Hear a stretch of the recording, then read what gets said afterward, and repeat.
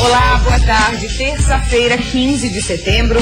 Hoje, entre os assuntos, vamos falar sobre cuidados na gravidez. Vamos dar dicas, Karina, sobre como evitar e tratar as alergias que podem aparecer durante a gestação. E vamos falar também sobre a nova etapa da Operação Dupla Face, que prendeu mais 4 pessoas em Itajaí. A polícia investiga o envolvimento de funcionários públicos em esquemas ilícitos. Ok, a gente vai falar também um pouquinho sobre a expedição KTR, uma expedição que uma jornalista que inclusive já trabalhou aqui na Band de Santa Catarina, a Joana Gandim, fez já há algum tempo, vai fazer agora novamente no dia 26 de setembro e ela vai contar a sua experiência sobre o que achou da floresta amazônica. Muita coisa está acontecendo por lá e a floresta amazônica é nossa, né? Gente, ela tá falando no camarim que é apaixonada. Sim, muita coisa bem bacana, bastante informação. E eu vou falar de alunos LGBTs da universidade que levam esses temas para dentro da universidade para mudar a sociedade. Vamos falar também sobre expansão de mercado. Jovens empreendedores e empresários do ramo tecnológico de Santa Catarina têm oportunidade de fazer negócios com um dos países mais inovadores do mundo. Que chique, né, Karina? Olha só, um notebook ligado em cima da cama foi a causa do incêndio em um dos quartos de um hotel de Balneário Camboriú. Que perigo, né? E vamos ver ainda o pedido inusitado feito por uma eleitora a um vereador de Joaçaba. Que será, Tainá? A gente vai falar também de uma exposição que está acontecendo na Fundação Cultural Badesc, que se chama Desenho Monstro. É uma exposição bem bacana que reúne vários artistas aqui da capital e o tema principal são os monstros. Eu estava aqui tentando lembrar dos monstros que eu tinha medo na infância. Eu, quando assistia filmes de dinossauros, para mim o monstro era o dinossauro. Gente, e para vocês, meninas, tem algum monstro que vocês lembrem? De imediato, assim, eu lembro da Cuca, do Sítio do Pica-Pau Amarelo. Verdade, é mesmo. Toda criançada tinha medo, né? Tinha medo da Cuca. É isso aí, fique com a gente, Olhares está só começando.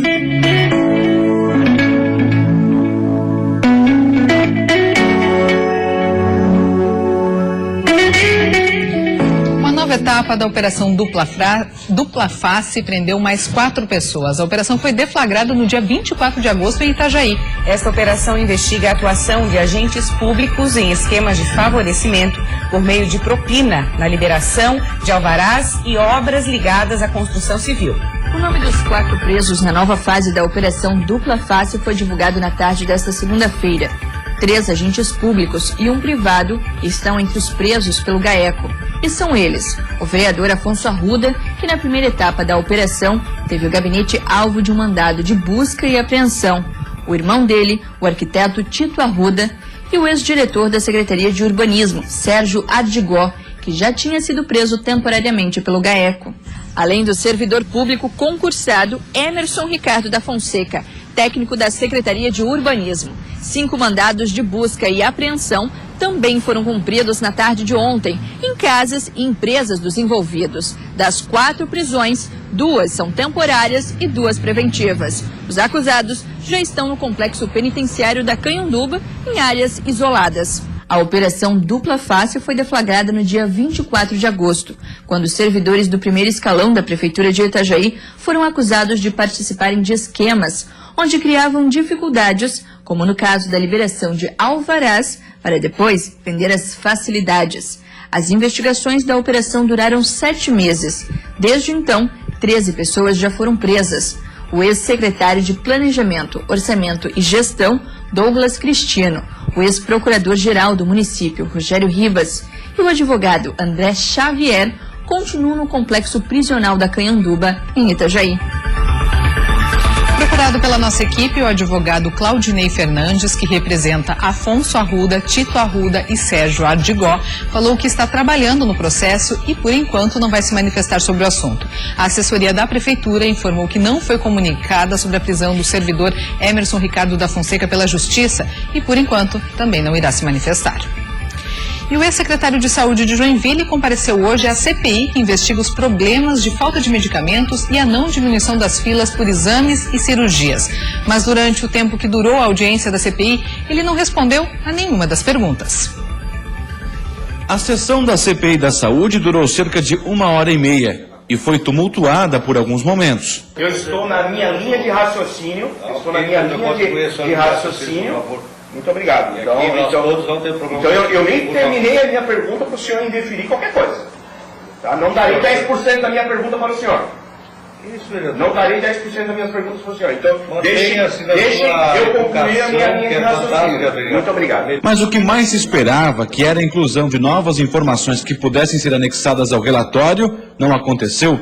O ex-secretário de Saúde, Armando Dias Pereira Júnior, não respondeu a nenhuma das perguntas. Bom dia a todos, representantes na comissão, senhores vereadores. Como foi colocado o direito de permanecer calado, eu gostaria de permanecer calado durante os questionamentos. Com certeza a gente sabia que o depoente não iria responder as perguntas, até porque já responde também na questão na esfera judicial, né? Armando Dias Pereira Júnior responde na Justiça a suspeita de fraude em documentos que indicaram a diminuição da fila de espera por exames e cirurgias na rede pública municipal. De acordo com a ação, pacientes teriam sido retirados da fila sem receber o atendimento. Ele deixou a Secretaria de Saúde no começo do ano passado por determinação da Justiça. Na próxima semana, os vereadores que compõem a CPI da Saúde vão trocar a sessão por outra atividade. Eles vão visitar os postos de saúde para acompanhar de perto o problema da falta de medicamentos. A gente passa em mais de 50 postos, mas nós vamos tentar, se Deus quiser, ir, no mínimo uma boa parte deles, se não todos, mas uma boa parte deles, ir de encontro sim para poder resolver esses problemas. Durante a gravidez acontecem grandes modificações hormonais e muitas mamães apresentam aumento da sensibilidade. Aí acontecem as alergias. Vamos agora dar dicas simples que podem fazer toda a diferença. A nossa convidada é a Luísa Aguiar, que é médica, ginecologista e obstetra. Seja muito bem-vinda, Luísa. É um prazer tê-la aqui. Prazer também, obrigada pelo convite. E é um prazer estar aqui falando sobre um tema tão comum, né, e que a gente pode dar algumas dicas simples para mudar a vida dessas mamães. Essas alergias, elas aparecem só durante a gravidez, permanecem, vão embora? Que tipo de alergia é essa que a gente está falando? Ótima pergunta. Então, o que acontece? Existem alergias específicas do período gestacional, né? Então, que elas têm o seu início durante a gestação e assim que o neném nasce, né, depois no pós-parto, elas são extintas. E existem outras alergias que podem ser, né, que podem ter esse efeito cumulativo na gestação. Então, a paciente já era alérgica e na gestação esse efeito fica acumulado. Principalmente as rinites alérgicas, as alergias de contato, né, as pacientes que já são asmáticas. Esse tipo de alergia pode ser intensificado na gestação, mas nem sempre é. Então, não é toda pessoa que tem alergia antes que vai desenvolvê-la, piorá-la, né, na gestação. Quais os casos mais comuns de alergia durante a gestação? Específica da gestação. E vão embora. O caso mais comum, uma palavra meio feia que chama erupção pleomórfica da gestação, né? Então é o famoso prurido gestacional. Prurido é igual a coceira, né? Pra gente é uma linguagem mais formal. Que são essas lesões que avermelhadas na pele que geram muita coceira. Essa acontece em 1 a 160 gravidez. Então, a cada 160 pacientes, uma vai desenvolver isso, o que é bastante comum. É uma sensação de coceira mesmo. Que é principalmente na barriga, elas podem começar no local onde tem algumas estrias, né, mas não necessariamente, e se estende também para as áreas extensoras, então coxas, né, braços, principalmente. E às vezes é uma coisa que deixa a paciente completamente perturbada, né? A pessoa não sabe mais como resolver, porque nem sempre toda medicação acaba resolvendo essa coçadura, né? Sim, e é uma fase tão especial na vida da mulher, a gente quer passar mais plena possível, não quer ficar com essa sensação que agonia, né, de coceira. E aí o tratamento, como é que funciona? Assim, de uma maneira geral, a gente pode usar os antihistamínicos, que são os remédios para alergia na gestação, né? Algumas classes deles são liberadas, mas nem sempre eles melhoram 100% da coceira, né? Então ele é um tratamento que pode melhorar, mas nem sempre. Dá para usar também os cremes antihistamínicos, né, com também tópico e aplicar na pele. E dá também para a gente usar alguns outros métodos que podem fazer alguma diferença, né? Como, por exemplo, a gente tomar banhos mais curtos, né, com água não tão quente, porque isso acaba irritando ainda mais a pele, né? Então, tomar cuidado com o tipo de sabonete que a gente vai usar, para tentar um sabonete neutro, não tentar muito perfume, né? Às vezes até um simples amaciante, sabão em pó pode piorar um quadro alérgico, né? Eu ia te perguntar isso, assim, eu tenho amigas que tiveram alergia a perfumes, porque fica mais aguçado o olfato, mais né? aguçado. Uhum. Na gestação, todas essas alterações metabólicas, endócrinas, tudo isso leva o organismo todo a se modificar, né? E essa modificação é responsável pelos sintomas. Então, algumas pacientes mais, outras menos. Outra dica bem interessante também é usar o hidratante para a pele não ficar seca, porque a pele ficando seca também propicia que a gente faça mais quadro alérgico, né? E se a gente já sabe que a gente é alérgica, às vezes vai, e assim já começou, né, começou a piorar, vale até a pena, né, a gente brinca, fazer um bem bolado entre o obstetra e o alergista, né, pra gente poder ver se tem alguma outra coisa que a gente possa fazer de diferente. Né? Normalmente os quadros alérgicos na gestação passam, né, após a gestação, e o que mais incomoda mesmo é a coceira. Existe só uma entidade, que aí eu acho que fica o alerta, que é quando a gente tem uma coceira que ela não vem por alergia, mas ela é uma coceira por causa de alteração hepática, que a gente chama colestase intrahepática. O que é isso? É quando a gente não consegue excretar a bile, né, os ácidos biliares lá no fígado, e aí a gente faz uma coceira generalizada e fica amarelo, que é a famosa icterícia, a gente fica meio amarelo, né, as pacientes. E isso existe um risco para a mãe e para o feto. Então você está trazendo uma informação aqui que é super importante, investigar a causa. Não tratar, é uma simples alergia. Pode ser uma alergia, mas pode ser uma coisa mais grave. Ligar, tô morrendo de coceira, e aí tu trata de qualquer jeito, né? Pior ainda quando liga para uma amiga, como era o nome daquele creme? Também não, né, Luísa? Também não. E é muito comum isso no seu consultório, essas alergias? É bastante comum. As pacientes, eu vejo muito mais pacientes que já eram alérgicas piorarem seu quadro de alergia, principalmente a rinite alérgica. Tá. Né? Mas o período gestacional também é uma entidade bastante comum. Né? Já a colestase intrahepática, essa mais grave, é uma entidade bem mais rara, mas que a gente tem que sempre ficar, né, atento para descartar na paciente. Eu, aqui em Florianópolis, desde que eu voltei de São Paulo, eu nunca tive nenhum quadro de colestase, então não é uma coisa tão comum assim. E a questão do sol, vale a pena? Banhos de sol, ajuda, atrapalha? Tomar cuidado com o sol na gestação, né? Porque como a gente faz essas alterações hormonais, os nossos melanócitos também acabam tendo uma atividade aumentada. Então as manchas da pele são extremamente comuns na gestação. Então uma das primeiras orientações do pré-natal é usar bastante protetor solar e chapéu para proteger. E, ao mesmo tempo, o sol também é muito bom na hora que a gente vai preparar o seio para amamentação. Então, a gente precisa do sol, sim, mas nada em excesso, sempre bem protegido. Então, evitar, né, preferir os sols naquelas horas, né, antes das 10 da manhã, depois das 5, sempre com protetor solar e de preferência 2 vezes na semana, já é o suficiente para a gente poder tratar, né, melhorar o seio para amamentação. Preparar para amamentação. Tá ótimo. Muito obrigada, Luísa. Foi um prazer ter você aqui. Até a próxima.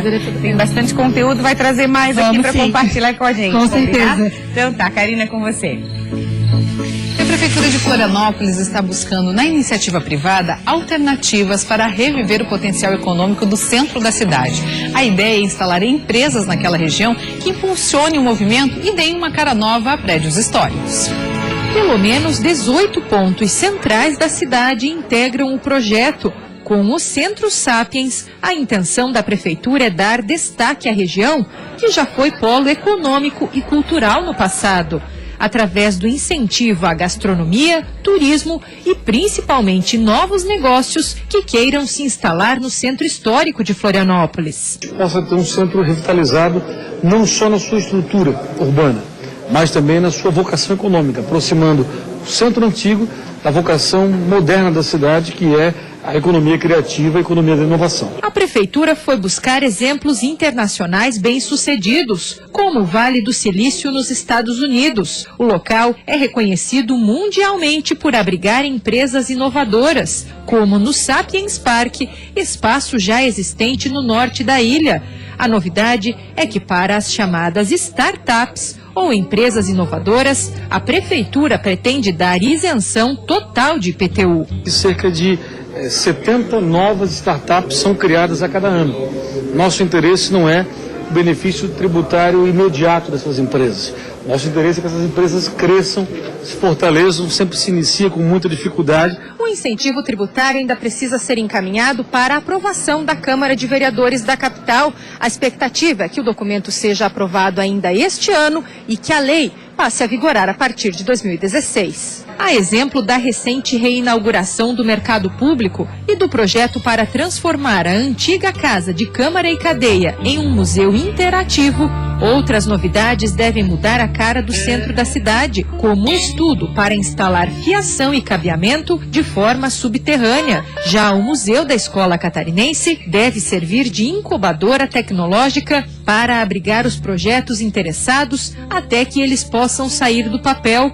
O incentivo ao setor pode ajudar a manter em Florianópolis empresas que têm potencial para ganhar o mercado mundial. O fator local é mais importante do ponto de vista de ter as pessoas trabalhando num espaço agradável, produtivo e criativo. Mas é um fator local para orientação para o mercado global.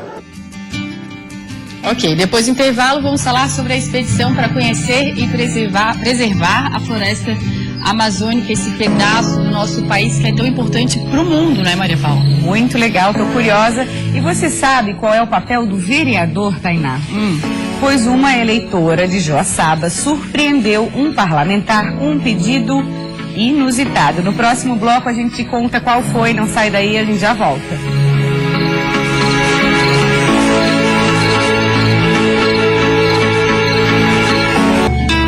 De volta, e esse mês vai começar um programa de preservação 2015-2016 na floresta amazônica, e a gente vai falar da expedição Caterre, que leva pessoas para conhecer um trecho da história dessa floresta que é conhecida mundialmente e que é nossa, né, Joana? Eu tô aqui com a Joana Gandim, ela que é jornalista, já trabalhou aqui na Band Santa Catarina com a gente. É um prazer te receber aqui, Jo. Obrigada. Para falar da sua revista e para falar também dessa parte tão importante pra gente, que fica aqui no Brasil e tão importante pro mundo, né, Jo? A tua revista é a Rota Leste, e aí você, através dela, faz viagens para inúmeros lugares do mundo. E você fez já para a Floresta Amazônica, né? E te chamou muita atenção essa viagem, Nossa, né? Essas viagens. Muita atenção. Pertinho o microfone. Chamou muita atenção, Tainá. Primeiro que, assim que eu entrei na Floresta Amazônica, pela segunda vez na minha vida e a primeira pela Caterre, o que eu vi de imediato? Estrangeiros. Isso todo mundo fala, né? Que tem muito estrangeiro na Floresta Amazônica. São estrangeiros e não só como turistas, eles também estão lá para ajudar a preservar a floresta amazônica. E eu acho que isso, eu fiquei um pouco com vergonha de ser brasileira, porque às vezes a gente tem o preconceito, a gente não conhece uma região que é tão importante, como você mesmo falou, para todo o país. A primeira vez que eu fiz essa expedição, eu fui para Xixuaú, Madadá. Inclusive aqui, se você quiser ver, a gente tem o Mirante de Madadá, que a gente conhece toda a parte, a gente consegue dormir nas redes. Olha. É a Ana Villanas, isso é o segundo maior parque do mundo fluvial e está aqui no nosso país e a gente não presta muita atenção. E o legal dessa expedição de agora, do próximo dia 26, é a preservação das tartarugas. É mais ou menos que nem o Projeto Tamar, só que na floresta amazônica. E o que mais assim te chamou atenção no caso de preservação? A gente sabe que lá acontecem inúmeras irregularidades, tanto de desmatamento quanto de caça ilegal dos animais. E isso é super real. Infelizmente é real. Uma das minhas expedições, eu peguei 5 aviões saindo de Florianópolis até a última cidade do Brasil, tríplice fronteira, Brasil, Colômbia e Venezuela, imagina. E daí a gente foi descendo com a Caterre todo o Rio Negro e também os afluentes. E infelizmente a gente ainda vê o que acontece. As pessoas, antigamente, elas precisavam dessa venda, desse comércio ilegal dos animais para sobrevivência. E hoje não precisam mais disso. Mas mesmo assim, as pessoas que moram ali continuam trabalhando ilegalmente. Ilegalmente. E qual é a solução? Educar e reeducar.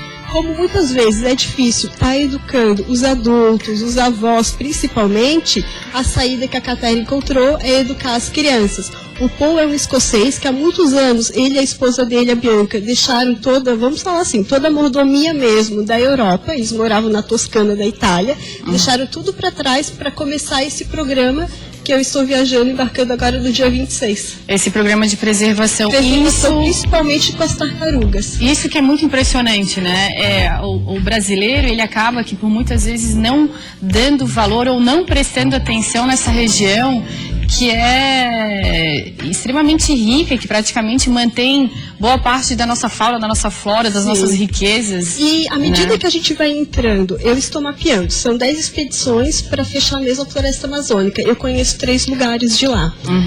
À medida que a gente vai conhecendo, a gente vai sentindo e a gente vai entendendo. Por exemplo, floresta fechada. Claro, tem a parte dos rios, que parece mares, mas a gente entra mesmo na expedição, as caminhadas, em floresta fechada. À medida que a gente vai entrando na floresta, os próprios guias vão falando, essa planta cura tal doença, essa cura tal. Ou seja, a impressão que eu tenho é que a cura para todas as doenças está mesmo na região da floresta amazônica. Eu até comentei com você ali no camarim, a gente conheceu a planta do perfume Chanel 5. A essência sai da região da floresta. O perfume mais famoso do mundo, a essência, que é o Chanel No. 5, né? Saiu da floresta amazônica. Sai da floresta amazônica. Sim. E ali é incrível. E realmente tem animais que a gente só encontra ali. Claro que muitas vezes a gente quer ver uma onça, um jacaré. O jacaré é até invisível, a gente enxerga só os olhinhos deles porque os próprios animais já têm medo dos humanos e ficam longe. Sim. Eles fogem, infelizmente, por causa da caça ilegal. Sim. Só que outros a gente ainda consegue ver os vestígios, as patas, tudo isso. Eu acho o importante a gente ressaltar, Jo, acho que a importância que o brasileiro tem que dar para essa região, né? Sim. E realmente, assim, quem tiver a oportunidade de conhecer e ver de perto o que é a floresta amazônica, eu ainda não tive essa oportunidade, mas escutando você falar que a maioria das pessoas que trabalham lá e trabalham de forma voluntária são pessoas que não são do nosso país, é uma coisa até absurda, né? Na preservação, para nadar com os botos, dentro da floresta mesmo, todos os outros animais, principalmente os quelônios, que são os animais com casca. Inclusive o Paul e a Bianca, eles também fazem artesanatos, que daí a venda também já é revertida para os projetos sociais, tudo isso. Então quando o Rui, que é da Cater, começou a mapear essa região para eles estarem bolando esses roteiros, eu vejo, nossa... Ou seja, essa expedição que você vai fazer no dia 26 de setembro, qualquer pessoa pode fazer, né? Pode. Como é que faz para saber informações? Pode né? entrar em contato com o próprio Rui, rui@tone.com.br. Rui@Tone, como é que se escreve? T-O-N-E. T-O-N-E.com.br. Tá. E o Rui é com Y. Rui é com Y. Sim. E aí ele é um cara que não é do Brasil. Não, ele é do Brasil. O Rui é ele é o único brasileiro. Ele é o único brasileiro. Sim. Ah, entendi. E aí ele faz esse trabalho lá, inclusive leva as pessoas a conhecerem a floresta amazônica, mas também mostra todos os projetos sociais que estão sendo desenvolvidos lá. E é isso que você vai fazer lá agora. Isso que eu vou fazer. E o mais engraçado é que ele consegue levar mais estrangeiro também para estar conhecendo. Não só para ser voluntário, mas para estar conhecendo a região mesmo do que os próprios brasileiros. Tô vendo, E é uma viagem que eu indico, sabe? Jo, obrigada pela participação. A revista da Joana é a Rota Leste. Para quem quiser, como é que faz para ter a Rota Leste, para finalizar? Aqui em Florianópolis, Santa Catarina, consegue através da nossa fanpage. Tá, qual que é? É Rota Leste. É Rota Leste mesmo, coloca lá no Facebook e Rota clica Leste. no comprar daí. Tá bom, obrigada, Jo. A revista é linda, gente, muito bacana, de um conteúdo maravilhoso. Não é só porque ela já trabalhou com a gente, não é porque realmente a revista é muito boa. Obrigada, tá, amor? Obrigada. Karina? Bacana. O Instituto Geral de Perícias concluiu o laudo sobre o incêndio em um hotel em Balneário Camboriú. O caso aconteceu na noite de domingo. 20 pessoas foram levadas ao hospital por inalar fumaça tóxica. O superaquecimento de um notebook deixado ligado em cima da cama foi a causa do incêndio. O sistema do equipamento aqueceu porque não houve refrigeração. Como o material do colchão é altamente inflamável, rapidamente pegou fogo. O quarto onde o fato aconteceu ficou danificado. O fogo não se alastrou para outros locais, mas por causa da fumaça, 20 pessoas, incluindo hóspedes e policiais militares, tiveram que ser encaminhados para o hospital. Foram necessários 8.000 litros de água para conter as chamas no hotel de Balneário Camboriú.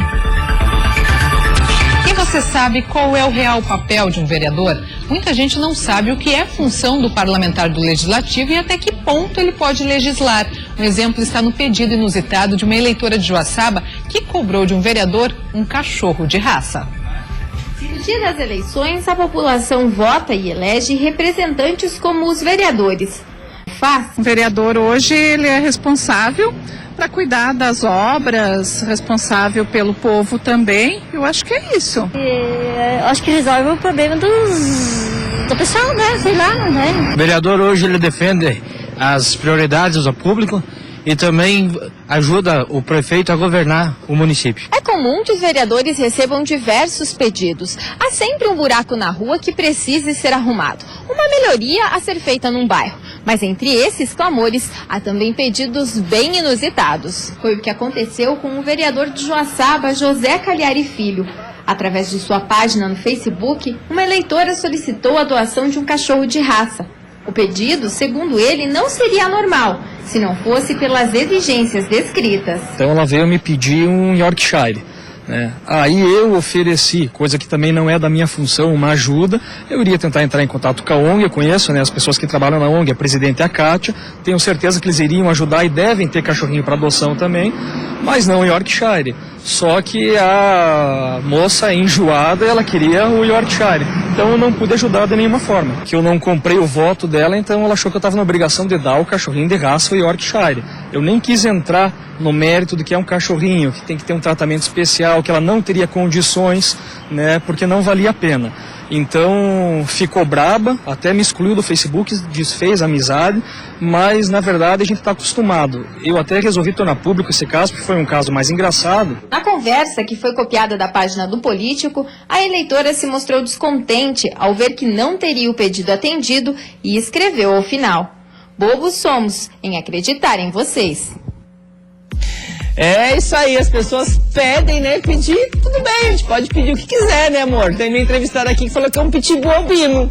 Fazer o quê, Nessa terça-feira, super legal estar com vocês aqui de volta e hoje eu vou conversar um assunto super legal, falando sobre os alunos que entram para a universidade, pensando em levantar uma causa e mudar a sociedade. São alunos de cursos diferentes, mas todos com um único ideal: levar a causa LGBT à frente através do estudo. Eu vou conversar hoje aqui vou começar pelas meninas, com a Kira, que faz Ciências Sociais, com a Debbie, que também faz Ciências Sociais, e o Gabriel, que ele faz jornalismo. Temos aqui um colega, Chegando.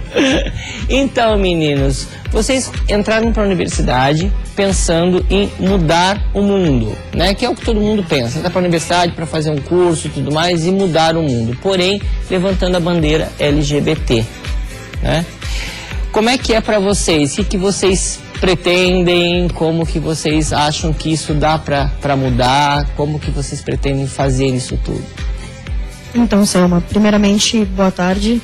Obrigada pelo espaço, na verdade, pela oportunidade. E, no meu caso, eu escolhi o curso de Ciências Sociais exatamente por abranger, por ele contemplar esse espaço de discussão.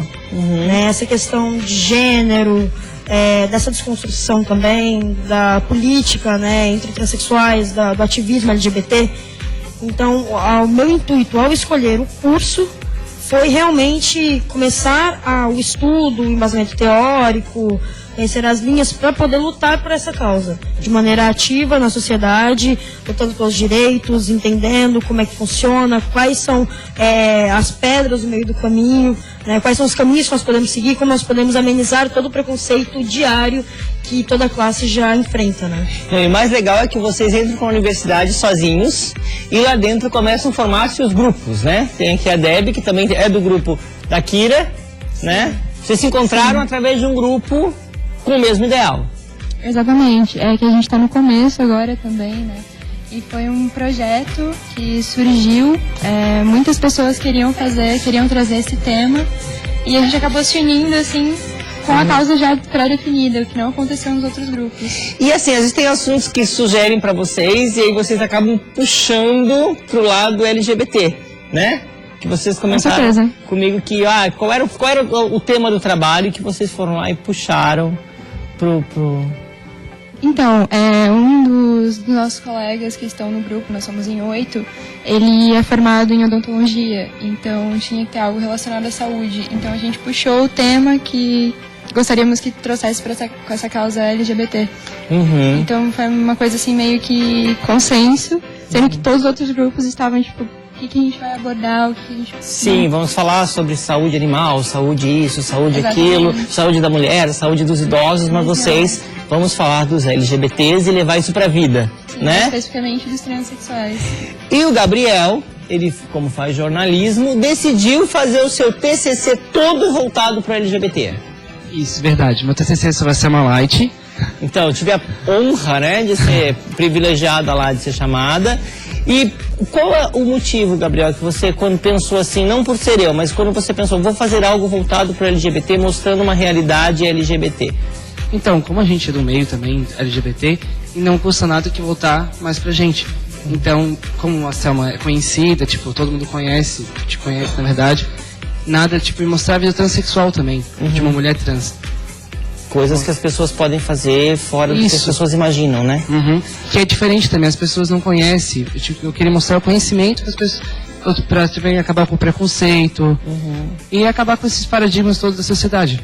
Dizer que é uma pessoa normal, que todo mundo acha que não é, né? E tem esses M's porém. Sim. Então, eu queria mostrar o não que, tipo, as pessoas conhecem só os gays e as lésbicas, um modo de dizer. Sim. Que eu queria mostrar também a transexualidade, de forma voltada pro Você pretende levar isso depois de formado, levar o teu trabalho, vocês também, meninas, a pergunta já serve para todos. Depois de formado, dentro das áreas de trabalho de vocês, seguir levando essa bandeira e desmistificando isso para a sociedade? Sim, a gente tem que sempre batalhar nessa causa, para mostrar para as pessoas o que a gente é, na verdade, né? E para mostrar mais, para acabar com os preconceitos idiotas da sociedade. Eu quero muito trabalhar nesse lado, inclusive de apoio, do apoio psicológico, porque a autoaceitação também é muito complicada, ela é dolorosa, né? Então a minha intenção é realmente trabalhar nessa linha, né? Na parte social da aceitação, tanto pela sociedade de maneira geral, quanto pela própria aceitação, principalmente dos transexuais. E assim, eu sei que a gente tem pouco tempo hoje, eu quero até deixar já deixamos pré-agendados as meninas para voltarem, porque eu tenho 2 entrevistas incríveis para falar um pouquinho da história mais da Kira, que tem uma história incrível, e tem uma história também maravilhosa que eu quero que você volte primeiro aqui, se você puder, Dani, para falar sobre as sexualidades que as pessoas não falam. Por exemplo, você em casa sabe que é uma pessoa pansexual? Espero os próximos programas. Meninos, sucesso, viu, pessoal, pra vocês todas, tá? Obrigada. Então, a gente se encontra logo, logo. E você que tá em casa aí, obrigado. Eu volto na quinta-feira com vocês.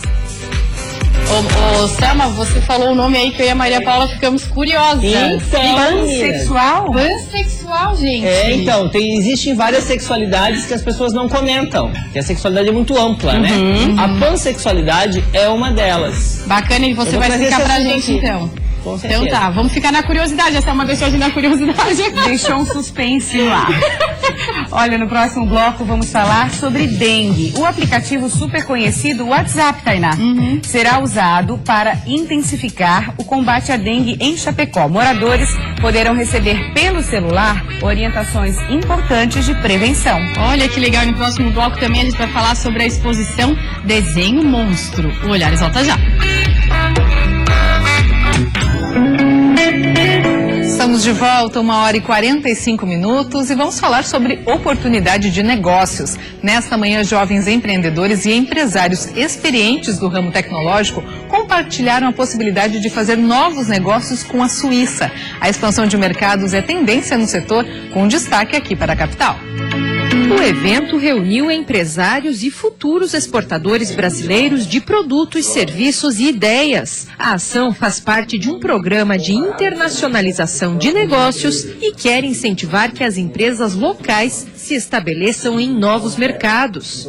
A parceria tem explicação. A Suíça é considerada um dos países mais inovadores do mundo e destina cerca de 3% do seu PIB para o setor. Investimentos bilionários em pesquisa e graduação também são estratégias do país que tem negócios em diversas partes do mundo. Aqui no Brasil, a Suíça é o 6º maior investidor. O representante do consulado suíço explica que depois de mapear as regiões brasileiras, o governo de lá encontrou em Florianópolis oportunidades promissoras, especialmente no ramo de tecnologia e inovação, onde novos investimentos estrangeiros podem continuar surgindo. Isso é muito interessante para nós, é um ecossistema fértil de empreendedorismo e nós achamos que é perfeitamente uma sinergia entre o que nós representamos e o que Florianópolis representa.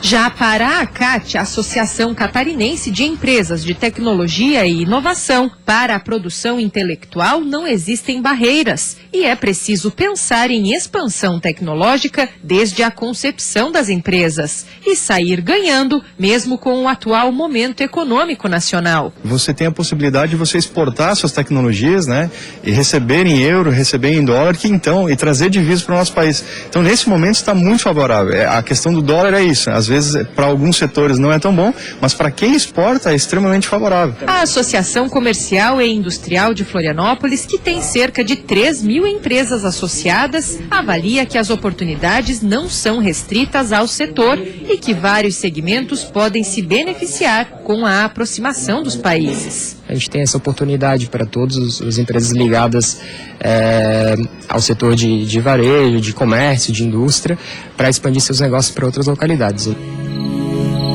E sabe aquele aplicativo de celular tão usado para bate-papo? Agora ele será um aliado no combate à dengue. A Secretaria de Saúde de Chapecó vai utilizar o WhatsApp para repassar orientações à população.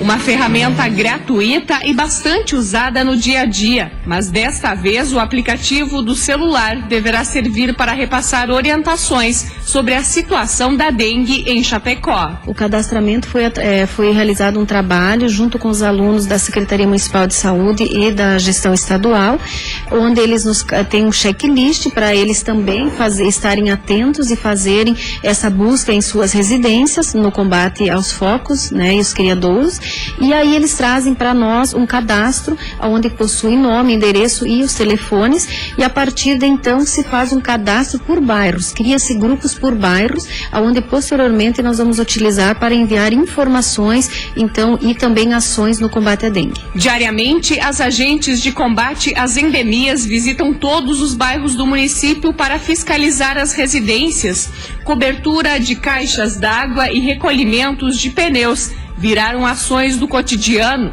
e pelo menos 96 mil objetos que poderiam acumular a água já foram recolhidos. De acordo com dados da Secretaria de Saúde, neste ano já foram registrados 612 focos do mosquito da dengue. 34 pessoas contraíram a doença aqui em Chapecó e outras 13 fora do município. Segundo o último levantamento da Vigilância Epidemiológica em Santa Catarina, neste ano já foram registrados mais de 68 foram confirmados. Aproximadamente 6 mil focos foram encontrados em residências e empresas no estado. E o frio que encantou muitos turistas no último final de semana na Serra trouxe dor de cabeça para produtores de frutas da região. A safra deve ser prejudicada pela geada. O maior dano foi nos pomares, onde a floração já havia começado. Essas flores dão origem à maçã, mas muitas delas acabaram sendo queimadas pela geada e provavelmente não vão dar frutos nesta safra. Ela acaba queimando a folha, queimando a flor, queimando os frutos e os frutos que sofrem esse dano, se eles não são dispensados pela planta, eles se formam com defeitos, são mal formados, vêm com deformidades. No pomar de Seu Pedro, há anos a geada não era registrada, mas dessa vez o frio, que chegou a 6 graus negativos no final de semana, atingiu em cheio sua produção. Foi muito forte. Ela foi muito forte, que ela atingiu aqui, coisa que eu não tinha sentido ainda, assim.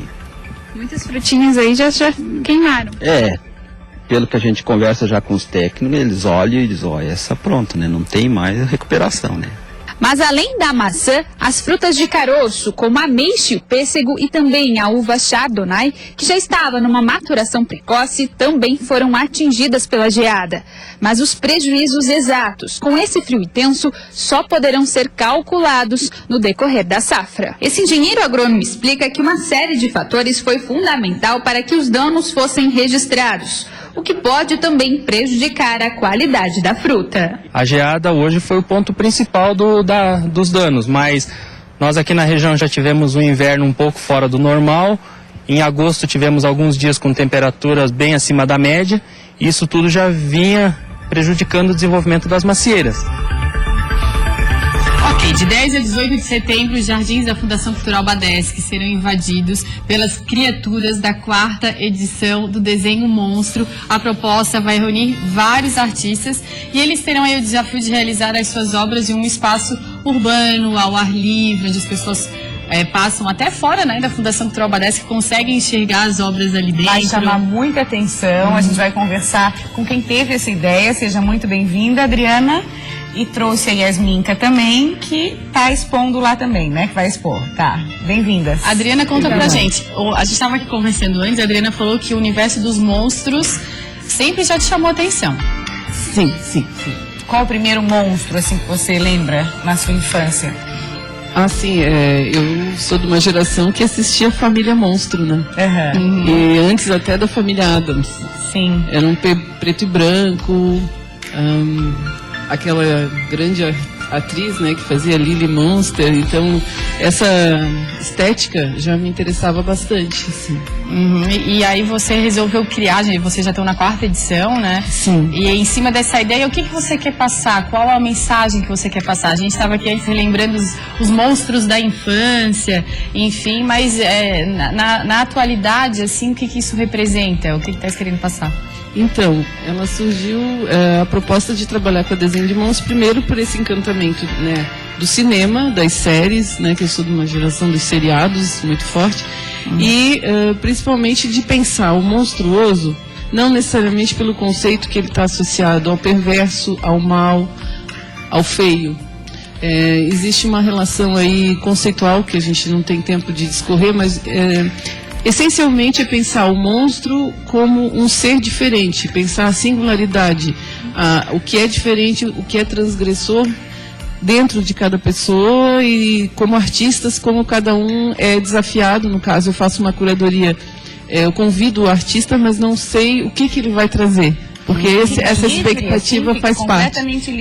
Eu só penso monstruoso no seu trabalho. A gente está vendo fotos da edição anterior, é isso, Adriana? Não, é dessa edição. Já é dessa? É dessa Ótimo, edição. Melhor ainda. É porque as 2 primeiras edições foram exposições, a terceira foi uma publicação pela Miríade de Editora, e essa é a 4ª edição, que aí a proposta seria na parte externa de uma galeria ou de um espaço público, né?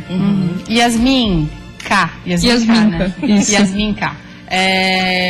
O seu monstro tá ali, de alguma forma? Tá. O que você tá, fez? Sim. Eu fiz uma sereia enforcada pela cauda. Essa aí que tá passando agora. Essa aí? Não sei muito o que dizer sobre ela, mas como a exposição era você pegar o seu trabalho, a sua linha de raciocínio e transformá-la de uma forma monstruosa, foi o que eu fiz. A tua ideia é uma sereia enforcada ali, a gente estava vendo. Já deu medo realmente daquilo. Interessante que cada pessoa vai ter a sua leitura, né? Não adianta com certeza. explicar muito, porque cada um tem a sua interpretação, isso que é bacana, né? Sim. E Adriana, o que te dá medo hoje, né? O que você acha que é monstruoso hoje em dia? A gente estava falando dos filmes, até do Monstros S.A., né? E a Adriana falou que os monstros nem metem mais medo nas crianças, né, gente, hoje em dia? Sim, houve toda uma banalização, né, da figura do monstruoso, como a indústria e a mídia e tudo mais absorvem, né? Hoje as caveiras estão nas roupas e bolsas com a maior naturalidade, e vem de um tempo que ela é um ícone, né, super simbólico, forte. Mas a princípio, assim, o medo hoje está associado ao real, né, ao absolutamente outro, né, no sentido que a gente vê hoje na TV, as questões mundiais, né, que nos afetam, ambientais, as migrações, a questão dos índios no Brasil, e como a situação está tão perversa e triste, e esse monstruoso se desloca, né, então ele já não é mais a figura terrorífica do Frankenstein. Mas ele ainda simboliza a questão da solidão dos diferentes, a solidão das pessoas que não se ajustam, a solidão que está associado a essa singularidade, né? O ser diferente causa sempre um estranhamento, E essa questão do monstro é que eu tento sensibilizar as pessoas, o público, através dessa proposta, né, que eu idealizei e que os artistas, felizmente, bancam e participam totalmente por amor, não é uma coisa que envolve honorários, né, então, assim, é a idealização e acreditar que o monstruoso está realmente na gente, ele está em algum momento naquilo que a gente faz de mais pessoal, mais singular e que não se tem controle. É fundamental isso, é entender que o monstruoso está associado a uma transgressão, a fazer aquilo que a gente não consegue fazer dentro dos moldes sociais e dentro da aceitação, né, que existe. E aí, com essa reflexão, a gente pensa que cada um tem seus monstros, sua Cada um. forma de lidar com Exatamente, eles. Não é exatamente. assim? Então a gente apresenta esteticamente, tanto que nessa proposta são 20 artistas e tem gente do cinema, da música. São vários artistas diferentes e às vezes eu convido em edições anteriores, que não são sempre as mesmas pessoas, pessoas até que não são artistas, são designers, são de outras áreas, porque o que interessa para mim é que as pessoas pensem o monstruoso no seu trabalho, né? A sua contribuição, como que é lidar com isso dentro, né, do seu contexto como artista, dentro do seu conjunto de coisas. Muito legal. Muito legal. Parabéns pela Obrigada. iniciativa, pela 4ª edição aí, sucesso. Obrigada, Yasmin. São quantos artistas, só para finalizar? São 21 artistas. 21 artistas, vai até dia 18? Até dia 18, né? A entrada é gratuita na Fundação Cultural Badesc, no centro de Florianópolis. Um espaço que, além de lindo, agora está tudo enfeitado com monstros. Sim, foi a gente agradece, né, a administração, a direção da casa por ter aberto essa possibilidade. Obrigada, tá? Valeu. Antes de encerrar, vamos mandar beijo para os Vamos nossos mandar beijo. telespectadores. Deixa eu mandar um beijo pro casal Marcos e Joana, de Curitiba. Eles acompanham o programa Olhares através da fanpage no Facebook. E tem ali os links dos programas e gostam bastante.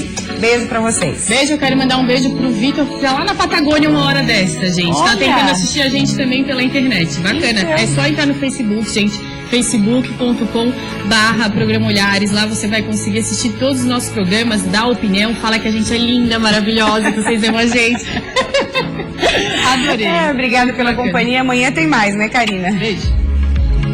É isso aí, aproveita e acessa também o nosso Instagram, @Programa Olhares, lá você confere várias fotinhos dos entrevistados que passaram aqui pelo programa. Obrigada pela sua companhia nessa terça-feira, a gente volta amanhã a partir da 1h05 da tarde, logo após o Jogo Aberto SC. Boa tarde pra você e até amanhã, tchau, tchau.